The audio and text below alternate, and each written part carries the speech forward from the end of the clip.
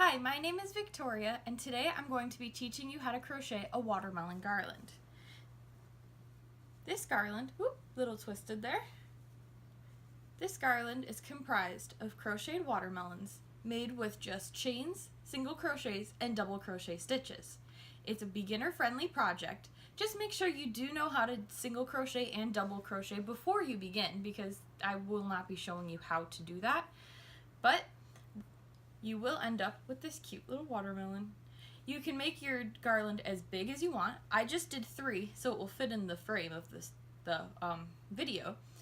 And I hope you'll enjoy. Thank you. Hello. Today we will be working on the watermelon garland. This garland is very simple for beginners and will be pretty easy to make.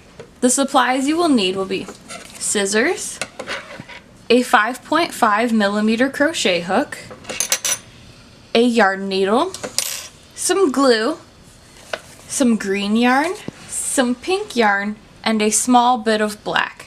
All of the yarns are worsted weight acrylic. Okay, so to start the watermelon, what we're going to do is we're going to make a slip knot. You can make a slip knot any way you like, but how I do it is I cross the yarn over, put the little tail behind it, and pull it through. We're then going to insert our crochet hook, tighten it, and chain 3. 1, 2, 3. We're then going to single crochet 8 times into the first chain that we made. 1, 2, 3. All these chains will be made in this. All these single crochets will be made in the same chain. 4, 5, 6, 7, and 8. You can already see the shape of the tiny watermelon coming to life. So next, we're going to go on to row 2. We're going to chain 2 to start the row, and then double crochet twice into each stitch. So wrap your hook around, wrap the yarn around your hook, insert, yarn over, pull through, yarn over, pull through 2, yarn over, pull through 2. And we're going to repeat. We're going to skip to the next stitch because the chain 2 counts as a double crochet in the first stitch. So we're going to insert our hook, 1 double crochet, and 2 double crochet. I'll see you back at the end when we finish this row. Just remember, 2 double crochet in each of the single crochets from the previous row. Now that we've finished with row 2 and we have 2 double crochets in each stitch, we're going to chain 1. For row 3, we're going to do single crochet in the first stitch, 2 single crochet in the next stitch, single crochet, 2 single crochet in the next. So we're going to repeat that pattern 1, 2, 1, 2 all the way across until we get to the end. I'll meet you there. Now we've completed row 3 with the pattern 1, 2, 1, 2 all the way across. For row 4, which is our last pink row, we're going to chain 2, flip our work, and do 1, 1, 2, 1, 1, 2. So 1,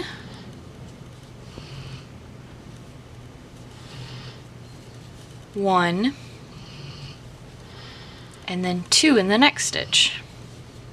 Doing this allows our project to be flat and not start curling up on us.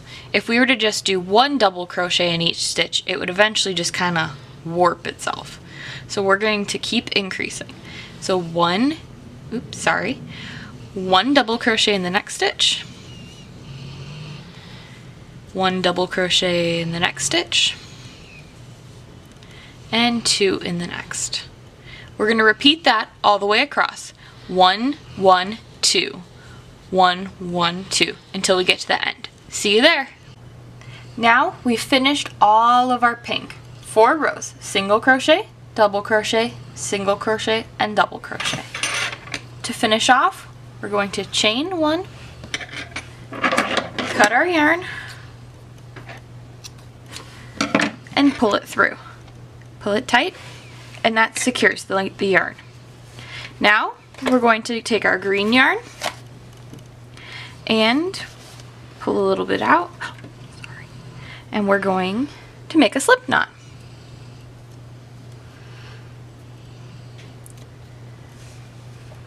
We're going to turn our yarn and start at the beginning. We're not going to start where we finished. So we're just going to insert our hook into the first stitch, take our yarn, our working yarn, not our tail, and pull it through, and then pull it through. Then we're going to chain 1, and we're going to single crochet in the next 3, single crochet in the next 3. So we're going to do 1, pardon me for that, 2, 3, and then we're going to do 2 single crochets in the next stitch, and repeat. 1, 2, 3, 1, 2. And we're going to work that all the way across until we're at the end. I'll see you there. Now we have the rind on our watermelon. As you can see, it definitely looks like a watermelon slice. After you're done, you can block this project if you want to help it sit better, or since it's going to be hanging anyway, you can just leave it like this. To finish off, we're going to do the same thing. Chain 1, snip our yarn, pull it through. Now you can weave in your ends. I'm just going to do 1 for demonstration. Thread your needle and just weave it in.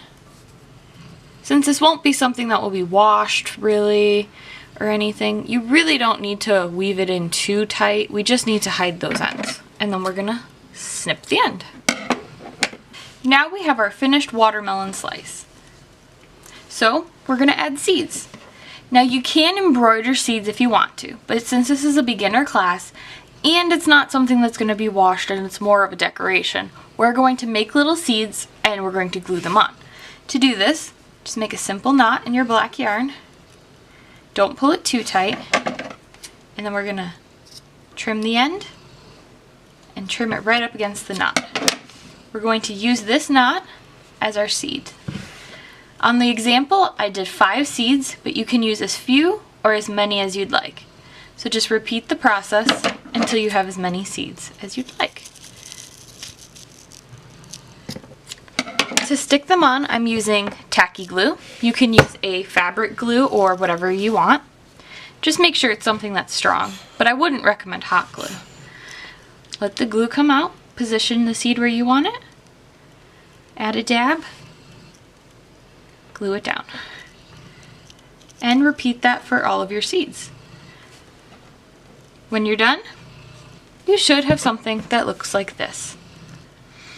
Repeat this process for as many watermelons as you'd like to make a garland. It can be as many, 30, you can do 10, depends on how big of a spot that you're going to hang it in. If you're going to hang it over a doorway, maybe 15. So when you're done with all your watermelons, we'll come back and we'll stitch them together. See you then. Now that we've completed multiple watermelons, we're going to attach them together to make the actual garland.